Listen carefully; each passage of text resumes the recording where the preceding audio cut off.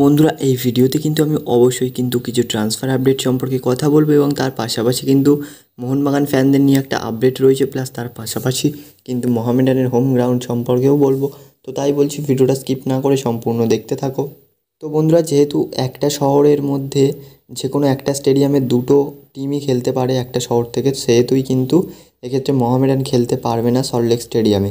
তো এক্ষেত্রে মোহামেডান সল্টলেক স্টেডিয়ামে না খেললে মোহামেডান খেলবে কোথায়? তো অবশ্যই কিন্তু কলকাতার আশেপাশে দুটো গ্রাউন্ড রয়েছে। রবীন্দ্র সরোবর স্টেডিয়াম, যেখানে কিন্তু 2014 সালে আর কি এটিকে এফসি খেলেছিল, এবং উল্টো দিকে কিশোর ভারতী ক্রীড়াঙ্গন রয়েছে, যেখানে কিন্তু আর কি ডুরান্ড কাপ হয়েছিল। সো অনেক স্টেডিয়াম রয়েছে আশেপাশে, এবং তারা তাদের নৈহাটি বঙ্কিমাঞ্জলি স্টেডিয়ামকে রেনোভেট করে কিন্তু এলিজিবল বানিয়ে নিতে পারে আইএসএলের মতো। তো এক্ষেত্রে দেখা যাক কী হয়। অ্যান্ড এর পরবর্তী যে আপডেটটা বেরিয়ে আসছে ওটা মোহনবাগানকে নিয়ে। তো বন্ধুরা, মোহনবাগান ফ্যানরাদের জন্য সুখবর আর কি, মোহনবাগানের যে এই সিজনের যে ম্যাচে অ্যাটেন্ডেন্স ছিল, সেই অ্যাটেন্ডেন্সের বিচারে কিন্তু এশিয়ার তৃতীয় দল মোহনবাগান, এবং ওভারঅল এশিয়ার তৃতীয় দল, এবং উল্টো দিকে সাউথ ইস্টে এশিয়ার 1 নম্বর দল কিন্তু অ্যাটেন্ডেন্সের দিক থেকে।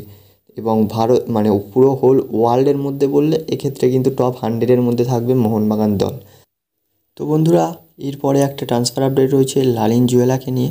সে কিন্তু আইজওয়াল এফসির খেলোয়াড়, এবং এই লালিন জুয়েলাকে কিন্তু সই করার জন্য আর কি এগিয়ে রয়েছে মোহামেডান এসসি।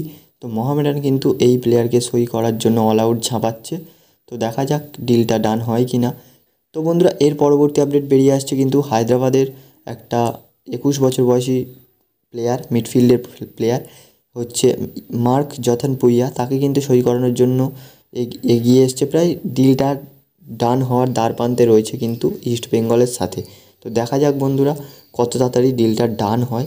তো অবশ্যই কিন্তু ইস্ট বেঙ্গল এই প্লেয়ারকে পেলে কিন্তু একটা ভালো সাইনিং হবে, কারণ এক্ষেত্রে কিন্তু এই মার্ক জথন পুইয়া সে কিন্তু centre mid position, left mid, right wing, left wing সব রকম পজিশনেই কিন্তু খেলতে পারে। তো বন্ধুরা, স্পেশালি এই ছিল আজকের ভিডিওটা কেমন লাগলো অবশ্যই কমেন্টে জানিও। চ্যানেল নতুন হলে সাবস্ক্রাইব করে দিও বন্ধুরা। দেখা হচ্ছে পরবর্তী ভিডিওতে। Thanks for watching and keep supporting.